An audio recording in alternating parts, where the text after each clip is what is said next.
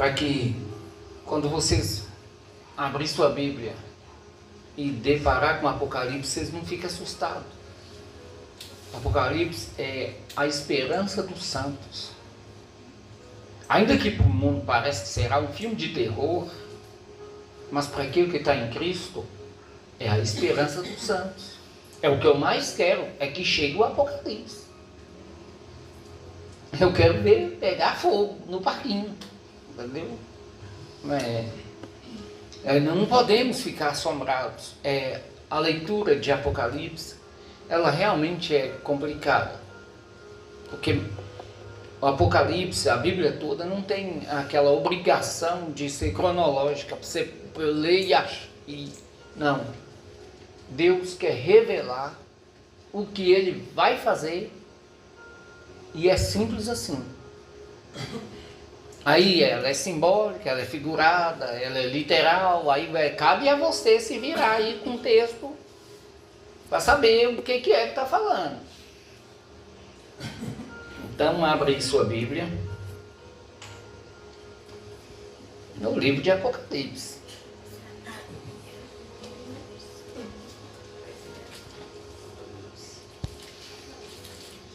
Abra aí sua Bíblia no livro de Apocalipse, capítulo 1. Eu sempre tive algum sonho, irmão, pegar um livro assim e levar ele versículo por versículo. Esse negócio parece até no final da vida, porque não acaba. Antes de ler o texto,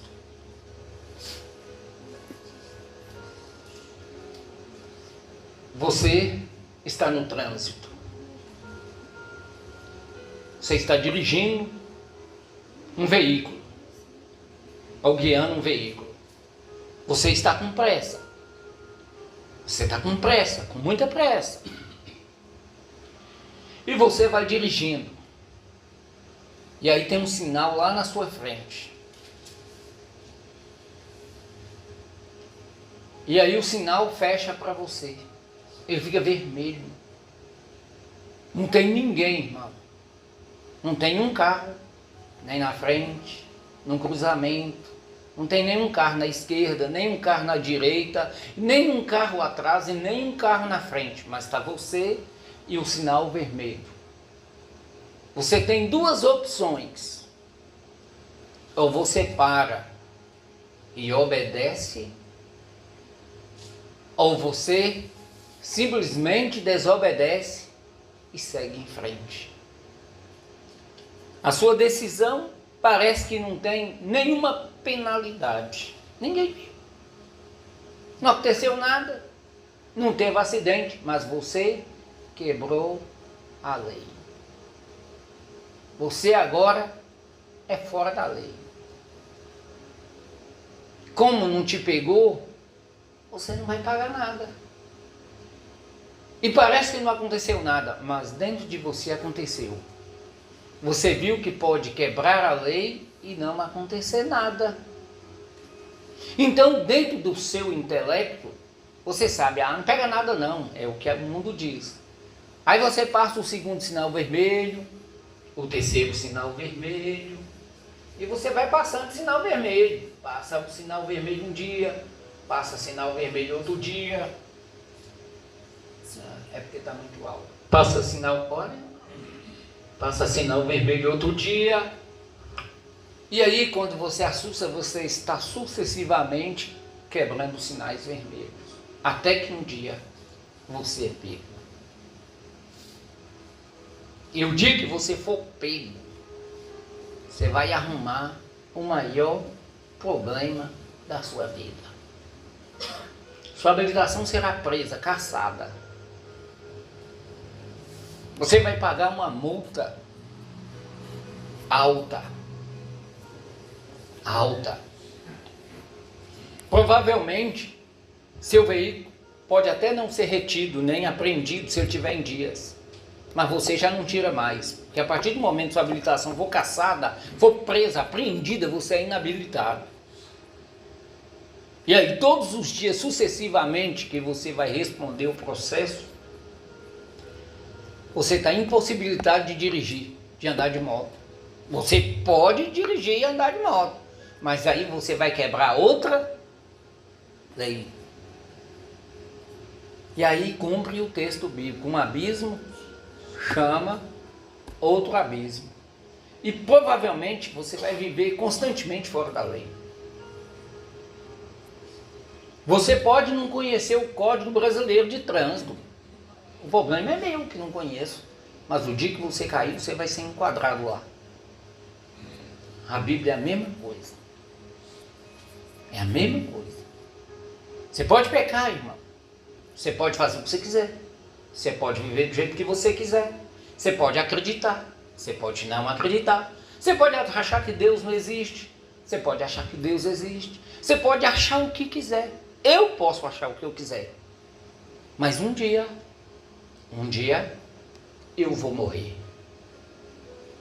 E esse dia é que vai resolver o problema. Esse dia eu vou ver exatamente se compensava obedecer ou desobedecer. E aí a Bíblia nos alerta. Você pode fazer suas escolhas, mas não pode escolher como será o julgamento. Você pode escolher a semente que planta, mas não pode escolher a colheita que planta. Todos nós, irmão, erramos. Todos nós aqui falhamos. Eu erro umas coisas que você não erra. Em compensação, você erra umas coisas que eu não erro. Então, todos nós aqui, nenhum vale nada. Todos nós. Todos nós. A igreja do mundo inteiro, a igreja é o pior lugar que existe. A igreja é onde estão as pessoas que não prestavam. Cada um de nós que tem pecado que a gente não gosta nem de falar. E quando Jesus assume o meu lugar, ele não merecia, mas ele assumiu o meu lugar. E quando ele sofre o peso do meu pecado, ele me dá uma oportunidade de viver na lei. Ele me dá uma condição de viver na lei. E aí, eu agora posso andar enquadrado na lei, na palavra de Deus, viver nela. Mas mesmo assim, provavelmente, eu vou cair em algumas regras, algumas doutrinas, em algumas coisas. O que acontece? Toda vez que eu descubro uma verdade bíblica, eu tenho duas opções. Ou eu converto, ou eu continuo desobedecendo. Se eu converto, eu vou colher o fruto da minha conversão. Se eu prefiro desobedecer, eu também vou colher o fruto da minha rebeldia. E agora eu sou crente. Usando os jargões, lavado e remido no sangue de Cordeiro. Sim. Mas enquanto eu caminhar nessa terra aqui, eu continuo tendo a semente. Eu continuo semeando. Eu continuo plantando. Eu posso plantar milho híbrido, dar boas espigas de milho, eu experimentei lá na roça. Posso plantar transgênico, que mata toda a fauna e flora do lugar. E é veneno. E a gente come por falta de opção. Mas posso plantar milho crioulo, dá umas espiguinhas mirradas, mas é saudável. E aí, a escolha é a minha semente. Você pode plantar obediência, fé e esperança. É isso que o Evangelho te dá. Primeiro você converte, depois você obedece, depois você espera. É só isso que você tem que fazer. Ah, mas não, é só isso que você tem que fazer. Você planta, obediência, converteu, entendeu, vive. E planta fé e esperança. Só não resta esperar. Não dá para viver amanhã, só dá para viver hoje. Amanhã é outro dia. E amanhã é outro dia, irmão. Não adianta rasgar a roupa, arrancar os cabelos por causa do amanhã. Amanhã é outro dia, você nem sabe se acorda. Então, o Evangelho é para nos dar esperança. O Apocalipse é para aumentar essa esperança. Se você compreender e entender, você nunca mais vai ter medo do amanhã. Nunca mais. Nunca mais. Você pode sofrer, faz parte. Sofrer faz parte. Não tem quem não sofre. Todo mundo sofre. Até milionário sofre. Então, a gente tem que tirar umas ilusões da cabeça. Vamos aí, ó. Apocalipse 1. Revelação de Jesus Cristo. Revelação de Jesus Cristo. Que Ele deu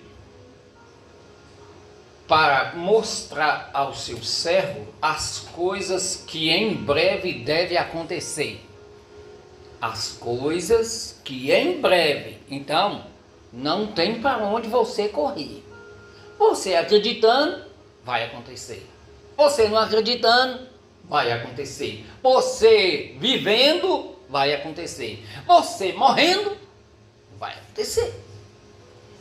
Não tem como fugir. Então, não importa o que você faça, vai acontecer. Não importa o que você crê, vai acontecer. Não importa o que você espera, vai acontecer. Vai acontecer. E Ele enviou por intermédio do seu anjo. Então, olha para cá. Jesus Cristo tem uma revelação. E aí Ele quer trazer essa revelação para a igreja. Aí Ele chama um anjo dele. Vem cá, anjo, mensageiro, vem cá. Tem que desmistificar um monte de coisa que as pessoas não compreendem. Vem cá. Vai lá levar essa mensagem para os meus anjos. Olha o anjo de novo. Só que anjo agora é homem. Que cuida da minha igreja. Você vai lá e aí eu vou te dar uma carta. Eu estou mostrando já os acontecimentos, mas eu quero ir devagar. Você vai lá. Então eu tenho 7 igrejas. Eu tenho 7 igrejas. E era tudo na Ásia. Não tinha igreja esparramada no mundo. O evangelho estava ali, ó. Os primeiros anos da igreja. E o evangelho estava ali. Eu quero que você vá lá. Então eu tenho uma igreja em Esmirna, em Tiatira, em Pérgamo, em Sardes, e por aí vai. Eu quero que você vá lá em Éfeso, manda lá. Eu tenho um anjo lá, um pastor em cada igreja. Leva essa carta para eles. Eu quero falar como é que está a minha igreja local. Cada uma igreja tinha seus pecados. Cada uma igreja estava num contexto diferente. Cada uma igreja tinha um conhecimento diferente.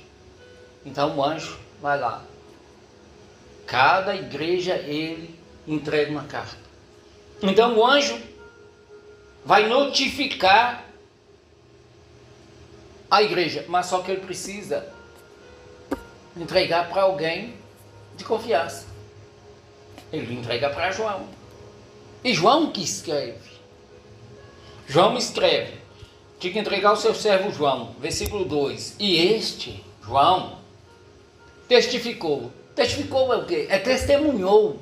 É testemunha ocular. Ele viu, ele escreveu, ele recebeu a revelação. Imagine que um anjo chega, senta perto de João. João, nós temos um tratado aqui com você e queremos te falar algumas coisas. Você é o último apóstolo vivo. Eu já estou mostrando você coisas que está lá para dentro. Meus apóstolos tudo morreram, todos morreram. Por quê? Para cumprir uma promessa que Jesus deu para João. João foi o último apóstolo vivo. Só que a vida dele tinha virado de cabeça para baixo. Ele estava preso. E ele nem cometeu crime para estar preso. Ele foi preso só porque ele era crente, servo de Deus. Isso é prova. E aí, você vai lá e entrega para João. E a João começa a escrever. Versículo 3. Bem-aventurado. Olha, você faz bem. Você faz muito bem. Aquele que lê Bem-aventurado. Quando você pega o livro e lê, você faz coisa boa. Você está no caminho certo. Você está na direção certa. Bem-aventurado aquele que lê. É só ler? Não. Ler aqui é bem-aventurado aquele que esmiuça, que despedaça, que aprofunda, que mergulha, que entende. Irmão, uma fé rasa não suporta prova. Uma fé rasa não suporta prova. Uma fé de aparência não suporta tempos difíceis. Então, o ler aqui não é abrir e ler, é bem-aventurado aquele que mergulha, que entra dentro, que esmiuça o texto e tenta compreender o que está falando. Então, bem-aventurado é aquele que lê e aquele que ouve. Então, se você não lê, porque não sabe, não tem escapatória. Tem alguém que vai pregar e você precisa ouvir. Aquele que ouve as palavras desta profecia. É só do Apocalipse? Não, é a Bíblia inteira. Toda a Bíblia, todo o compêndio, 66 livros, é uma revelação profética, é uma palavra que cumpre hoje, que cumpre amanhã e que cumpre futuramente. Então, você não pode ler o que você quer, o que você gosta, o que você simpatiza. Eu só leio o Salmo, só leio o Provérbio, eu só leio Mateus. Vai pregar Mateus, vai pregar de novo Mateus, vai pregar outro dia Mateus de novo, mas tem mais 65 livros. Vai pregar Salmo, vai pregar Salmo, vai pregar Salmo. Não vai pregar só Lucas, vai falar de Deus, é só Lucas. Não, tem 66 livros. Então você precisa, pelo menos, uma vez na vida, ler os 66 livros. Cada livro traz algo diferente e toda a escritura se completa. Todos os 66 são inspirados. E aí a gente, não, mas eu só gosto desse. Não, mas a pancada para você está nos outros. Bom, tem gente que nunca abriu, crente velho, que nunca leu o Apocalipse, irmão. Que fica com medo. O que é Apocalipse? Apocalipse é a revelação, é descortinar o que está oculto, trazer à tona, trazer ao pleno conhecimento. Hoje meu olho está ruim, viu? Nossa! Aquele que ouve as palavras dessa profecia e guarda. Ó, você precisa ler, você precisa ouvir e você precisa guardar. Quer mudar de vida? Ninguém quer. Quer mudar de vida? Amém. Você pede, não pede? Mas não acontece, certo? Você ora, não ora? Mas também demora a acontecer, não é? Você canta, não canta? Louva, cai no poder? Não... Ih, você é crente, não é crente? Mas colhe pouco demais, certo? Você quer mudar de vida? Ninguém quer, né? Eu estou conversando com vocês, irmão. Vocês querem mudar de vida? Você realmente quer mudar de vida? Então você precisa ler, precisa ouvir e precisa guardar. Guardar para não praticar? Não. Você precisa guardar.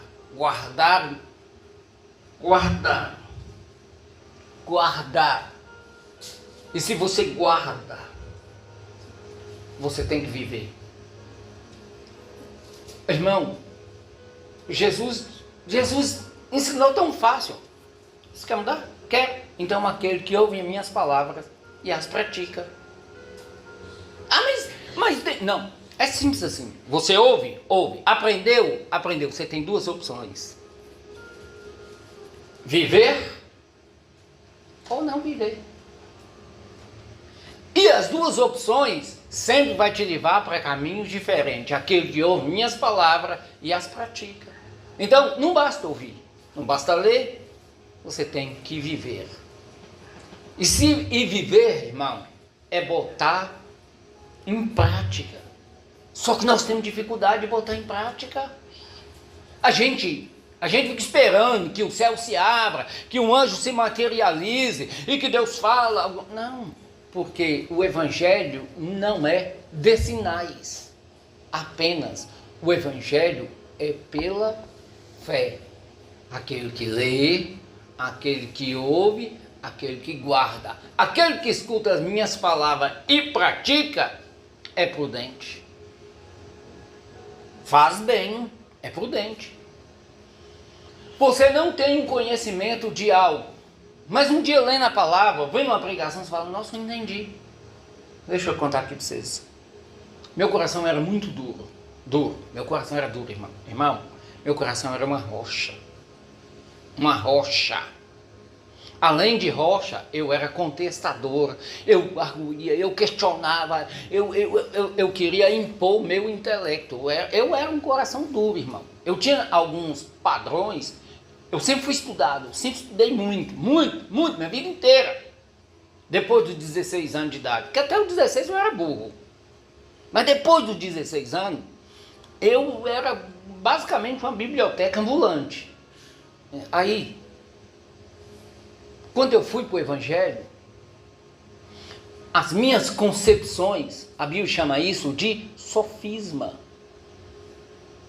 fortalezas, aquelas coisas que eu achava, não, eu acho isso, porque é isso, que eu... Então, aquilo era sofisma, era fortaleza que eu tinha e elas tinham que ser quebradas. E até hoje tem algumas que a gente precisa quebrar. É essas coisas que nos impede de vencer. Por quê? Tem umas coisas que a gente crê por causa da crença, por causa do crescimento, por causa do meio familiar, por causa de onde a gente veio, por causa das lutas, das dificuldades, das dores que vivemos. A gente cria camadas de proteção. Quando o evangelho chega, ele nos confronta. Ele precisa nos quebrar. Eu achava que era impossível um homem viver com uma só mulher. Eu achava que era impossível um homem ser fiel. Porque eu não era. Eu achava impossível manter uma vida sexual, um casamento com uma mulher só. Na minha cabeça, é impossível. Ninguém tolera uma coisa dessa. Homem nenhum vive assim. E aí, meu primeiro dia de convertido, meu primeiro dia que eu fui na igreja e que Deus falou comigo, o primeiro dia que eu sentei na igreja, arrastado, levei arrastado. Eu estava com a vida destruída, financeiramente falando, irmão, eu estava morto. E tinha, há pouco tempo, eu acabava de nadar em dinheiro. Eu nadava em dinheiro. Quando eu fui para o evangelho, eu estava morto financeiramente.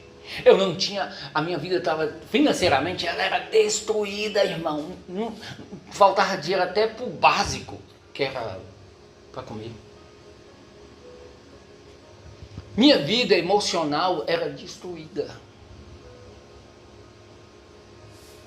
E eu mascarava tudo fisicamente, porque fisicamente se olhava e parava, vixe, está bonitão, mas dentro, um sepulcro caiado. E quando eu entrei dentro da igreja, meu relacionamento com Dardi tinha desmoronado. Eu só esperava ela me mandar embora. Meu casamento com Dardi era destruído.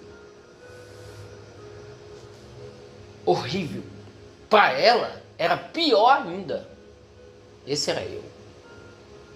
Quando eu entrei dentro da igreja, que eu ouvi o evangelho sendo pregado pela primeira vez, que não tem nada a ver com catolicismo, que não tem nada a ver com que as pessoas, que eu ouvi aquela palavra fez assim, ó, pum! Eu não li, mas eu guardei. Eu não li, mas eu ouvi. E eu guardei. Sabe qual foi a primeira coisa que eu ouvi? E que o amor é derramado em nossos corações pelo Espírito Santo. Ali, minha sofisma foi derrubada. Eu compreendi que eu só poderia amar uma só mulher pelo Espírito. Para mim era uma fortaleza. Eu compreendi que era possível, extremamente possível, ser fiel a uma mulher e não se corromper com a prostituição, se o Espírito Santo me trouxesse um amor que o que eu achava que era amor, não era amor. Ali, irmão, algumas cadeias foram quebradas. Eu passei a compreender. Irmão, eu ia para a igreja de manhã e de noite, de manhã e de noite, de manhã e de noite, de manhã e de noite. Irmão, eu peguei a Bíblia e fiz assim, ó. Eu comi a Bíblia quase toda numa semana. Sabe o que é fome? Fome. Sabe qual foi a primeira coisa que eu li? Apocalipse. Eu comecei pelo final. Eu comecei a ler Apocalipse. Eu acho que aqui está alto, deve ser por aqui, porque essa microfonia é tudo. Eu comecei a ler por Apocalipse. E comecei por onde? Apocalipse 19. E a hora que eu li Apocalipse 19, eu falei, eu estou entendendo esse negócio aqui, ué. Eita, não estou entendendo, isso aqui é isso, isso aqui é isso, isso aqui é isso, isso aqui é isso, isso aqui é isso. Irmão, o Espírito Santo é o maior teólogo que existe. Ele, quando ele abre a mente, o seu entendimento, irmão, acabou.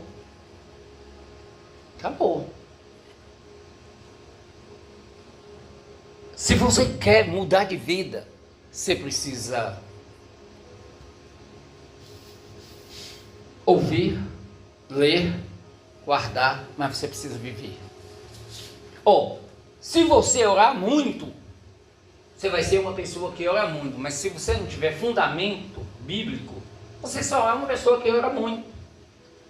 E provavelmente vai pedir um monte de coisa que é contra aquilo que Deus deixou escrito. Se você estudar muito e ler muito, você vai ser um bom teólogo, mas você não vai ter nenhuma revelação, nenhuma compreensão daquilo que Deus fala. Por isso que existe graça, poder e conhecimento. Palavra. Por isso que a Bíblia está escrito, crescei na graça, no poder de Deus e no conhecimento, que é da Bíblia, é da letra, do texto. E aí você equilibra poder, glória, e entendimento. Sabe para quê? Para tirar as heresias, para tirar o rudimento do mundo. Você vê, nem entrei no Apocalipse. Para tirar os rudimentos. Aí você vai criar, você vai fazer o quê? Você vai pegar seu pé esquerdo e cravar na rocha. Quando vier a tempestade, que vai vir, não adianta, vai vir. Os 5 primeiros anos de um crente convertido não é prova de Deus, é só consequência de vida errada. A sua prova de fé cristã é depois de 5, 7 anos, que você vai ser provado na fé, para ver se fica, para ver se converteu mesmo, para ver se é crente, se tem raiz, se está enquadrado. Eu fui provado, depois de crente, convertido, depois de 7 anos. De estalo, nos primeiros anos, minha vida melhorou, ficou até boa. Mas depois do 4º ano, aí começou o chororô. As portas se fecharam, a vida financeira virou de cabeça para baixo de novo, tudo ficou ruim. As pessoas me largou, minha família me largou, meus irmãos me largou até hoje, minha família me largou até hoje, todo mundo me deixou, irmão, não ficou ninguém. Ninguém. Tudo que eu tinha sumiu. Eu nunca consegui explicar como que eu tinha 9 carros na garagem e eu fiquei sem nada. Quando eu tinha pouco, eu tinha uns 5 carros e umas 5 motos. Quando eu tinha pouco, quando eu estava pobre. Era. Eu nunca tive menos de 5 motos e 5 carros, 6 carros. Essa era a minha vida. Depois fui pro evangelho, passo, ô irmão, para comprar um pazinho, era uma luta. Deus vai provar seu coração. Deus vai provar você. E onde dói? Onde dói? Onde dói? Esse negócio da pessoa achar que foi para a igreja e que ele chega lá, apaga a luzinha para ele cantar, bota um telãozinho para ele cantar, que ele é crente. Ele não é crente, não. Ele não é crente, não. Ele só vai ser crente quando Deus tirar o que ele mais gosta, quando tirar o que ele mais ama. Esse negócio de ser crente para as coisas dar certo é bom demais. Só que o objetivo do evangelho não é fazer sua vida dar certo. O objetivo do evangelho é salvar sua vida. E para salvar sua vida, você tem que estar disposto a perder. Porque Deus, irmão, antes de edificar você, Ele precisa quebrar você. Ele precisa quebrar você. Ele precisa saber aonde seu coração está verdadeiramente. Onde é que seu coração está. Então, Ele precisa quebrar você. Porque Ele precisa quebrar suas filosofias, suas axiologias. Ele precisa quebrar você para fazer o quê? Fazer você ser o quê? Um vaso novo. Quando a gente vem para a igreja, a gente é cheio de coisas, de pensamentos. Nós somos um odre velho, cheio de doutrina velha. E quando nós chegamos na igreja, Deus, o Espírito Santo, não pode pôr algo novo na gente que já está cheio. A gente já está cheio. Então é por isso que a Bíblia diz que não coloca vinho novo, doutrina, conhecimento, poder, unção, graça, num odre velho. Para Deus pôr coisa nova na sua vida, você tem que tirar as velhas. Para Deus mudar a sua estrutura de vida e de conhecimento e entendimento, Ele precisa quebrar você, para você nascer de novo. Essa coisa acontece de duas formas. Ou você se rende, ou ele bate mais. Quanto mais você resiste, mais você apanha. Aí você desiste, volta para o mundo, abandona a igreja, abandona o evangelho, desvia, apela, revolta com Deus, fica emburrado com Deus. Ah não, aí quando mais eu oro, mais piora. É óbvio. É porque agora você enxerga que piorou. Antigamente você era cego. Quando os problemas chegavam, você ia para o boteco, tomava umas 4 doses lá, ficava bêbado, invocado, enricava, queria pagar as coisas para os outros, endoidava, ou então cheirava uma carreira, bebia umas cachaça, ou transava doidadamente, endoidecidamente. Era isso, cada um vai por onde seus pecados leva. E aí você anestesiava, voltava para casa, parecia que estava todo mundo, no outro dia você acordava, estava o quê? Os problemas tudo lá de novo. Não resolveu. Só que agora você é crente. Você precisa encarar os problemas de frente. Você precisa fazer o quê? Mudar a semeadura. Porque se você plantar a mesma coisa, você vai colher as mesmas coisas. Então você precisa mudar a semente. Você precisa mudar a semente. O que eu disse terça-feira? Você precisa quebrar os padrões, as fortalezas, o sofisma, a maneira de pensar, a maneira de agir. Irmão, você pode ficar emburrado com Deus o tanto que você quiser. Deus não vai importar. Você pode xingar Ele. Você pode revoltar. Você pode brigar com Ele. Você pode falar que Ele é o diabo. Ele não vai importar. Você só não pode falar isso com o Espírito Santo. Se você falar, você abrir uma sepultura.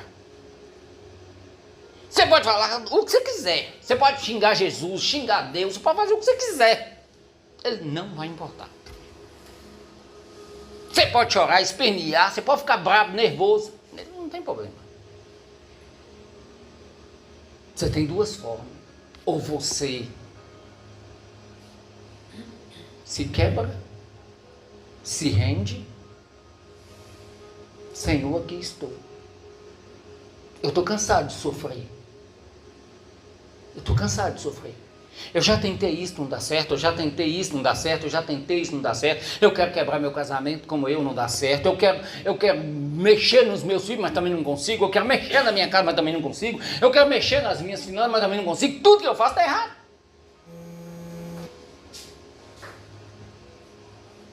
Você pode se quebrar, compreender que você não pode vencer no seu braço,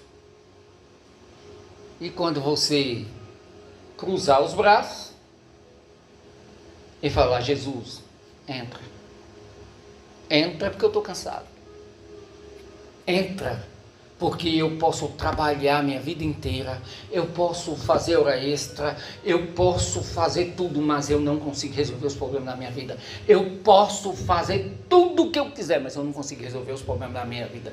Entra, eu preciso que o Senhor me ajude. Eu preciso que o Senhor me ajude. Eu preciso que o Senhor faça por mim aquilo que eu não consigo fazer. É por isso que a Bíblia está escrito: Deus abre portas onde não tem. Porque se você pudesse, você ia lá e escancarava ela. Como você não pode, você nem acha a porta. A gente fica tateando. A maior definição do calvinismo que eu achei é essa, que eu achei interessante. A gente fica dentro do quarto, vendado, dentro de um quarto escuro, com a luz apagada, tateando, procurando um gato preto que nunca esteve lá.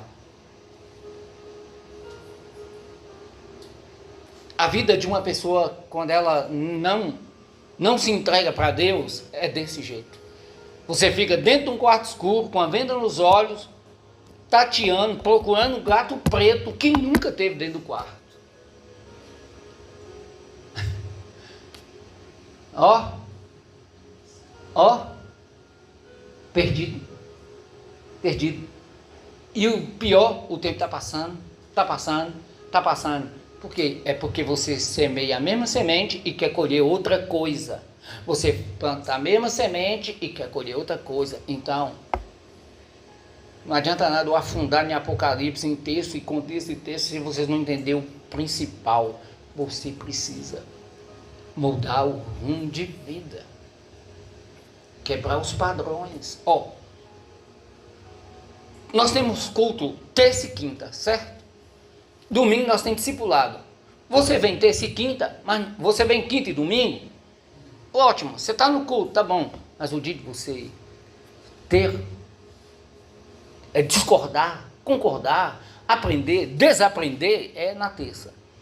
Aí, se você vem ter quinta e domingo, tudo bem, você está vindo no culto, está ótimo, já é um avanço.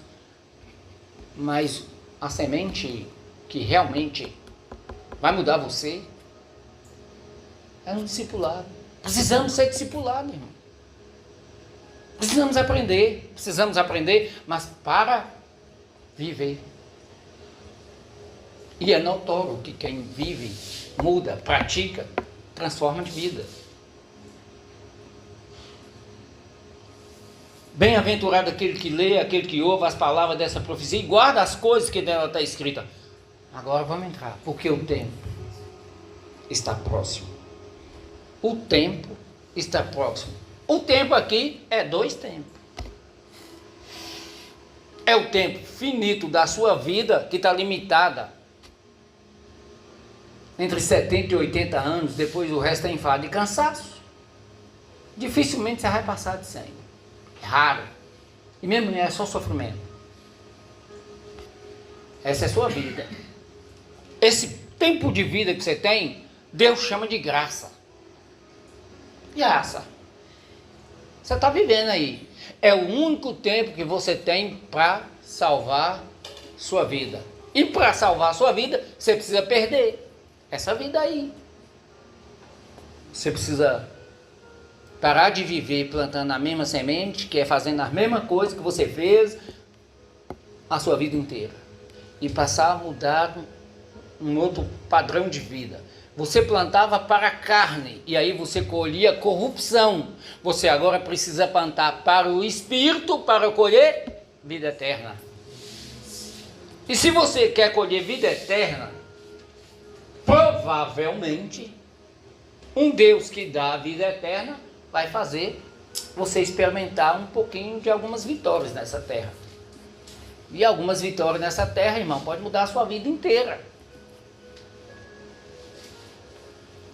Na hora do louvor, as irmãs aí, na unção do Espírito, quanto que vale isso aí? Quanto que vale uma comunhão com o Espírito Santo? Quanto vale?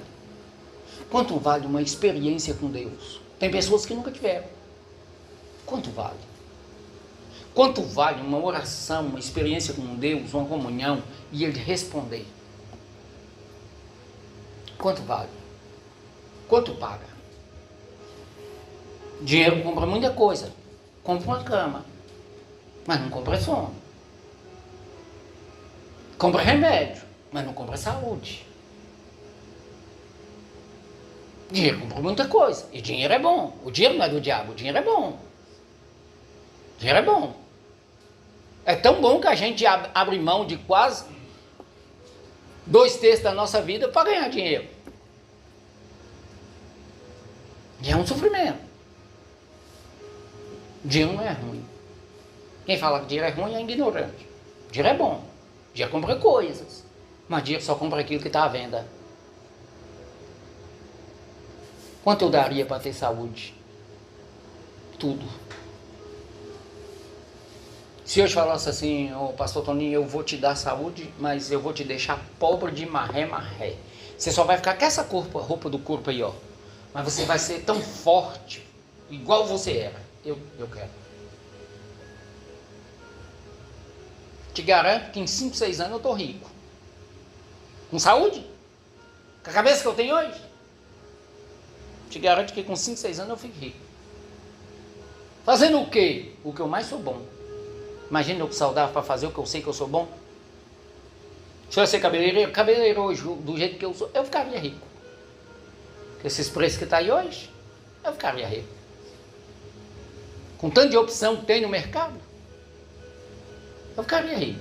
Com saúde, podendo levantar às 5 horas da manhã, com a cabeça que eu tenho hoje, eu ficaria rico, irmão.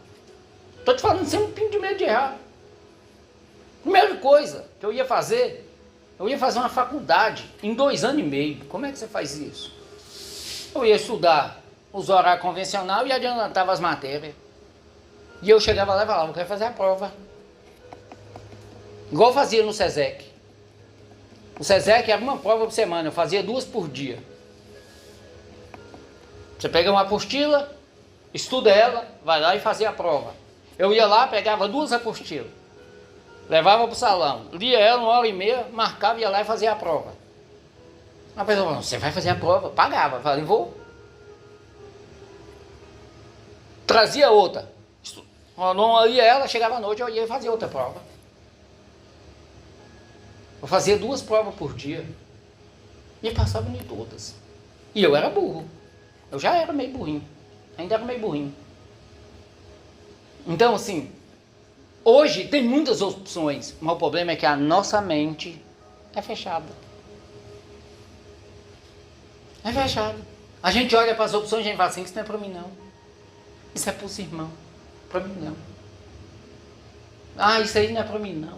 Então o que é para nós? O que é impossível para nós? Você acha que Deus tem preferência pelo filho do cão? Ou Deus vai olhar para você? Eu estou saindo um pouquinho aqui do caminho, porque eu acho que tem que falar isso. Um homem com menos de 40 anos, hoje, se ele tiver foco, disciplina, em 10 anos ele muda de vida radicalmente. Eu não estou falando para uma pessoa convencional, estou falando para uma pessoa, um homem, uma mulher, um homem que tem foco, disciplina e está disposto a pagar o preço. Em 10 anos. Ele muda a família dele, ele muda a casa dele, ele muda a família dele. Ele só precisa mudar a cabeça, a mente. Abrir os olhos. Eu vi um cara que, pobre de marré, morava dentro de uma favela, criado por vó, fazer 12 concursos públicos e passar nos 12.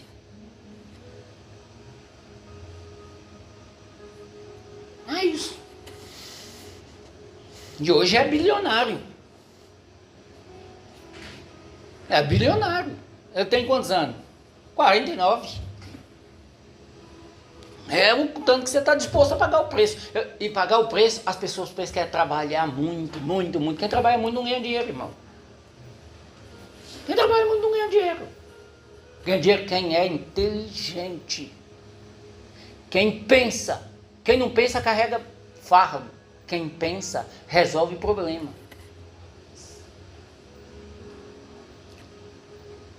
Nós precisamos mudar essa mentalidade que a gente tem. E quem está disposto a correr risco. Se você... Eu vejo aí, ó, saiu um concurso público da Petrobras. Eu estava vendo ontem. Saiu um outro concurso para a Petrobras. Sabe qual é o salário inicial? 19.900. Você viu, né? Você acha que se eu fosse saudável eu não faria, não? Lógico que eu faria. Aí eu ia ver qual é a escala maior que tinha para reduzir o tempo. Irmão, no Evangelho você não vai conquistar nada se você não estiver disposto a pagar o preço. E às vezes tudo que aquilo que parece perda é lucro. O tempo está próximo. Mas se a gente for ficar assim, o tempo está próximo, o tempo está próximo, o tempo está próximo de quê? Pode ser que o tempo está próximo da sua grande vitória. É para isso que o Apocalipse nos leva. Para a grande vitória, entendeu? Para a exaltação em Cristo, para estar com Cristo. Eu vou entrar nos textos de Apocalipse futuramente, mas não adianta nada levar o César, o que é a besta, que tem 10 cabeças, 10 chifres, 10 diademas, cai 3 chifres, sobra outro chifre, sobra um chifre que fala bola acima, mas que adianta eu falar isso para vocês agora? Entendeu? Primeiro a gente constrói uma base, um fundamento, para depois a gente pegar o texto e falar, isso aqui é isso, isso aqui é isso, isso aqui é isso. Entendeu? Que essas coisas não vai mudar a sua vida, mas isso aqui que eu estou te falando vai mudar a sua vida. Tudo aquilo que eu não compreendo não quer dizer que está errado. Essa você tinha que anotar.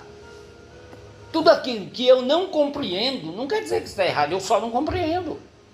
Eu só não entendo como funciona. Mas não quer dizer que está errado. Não quer dizer que está errado. Eu vou parar a gravação aqui.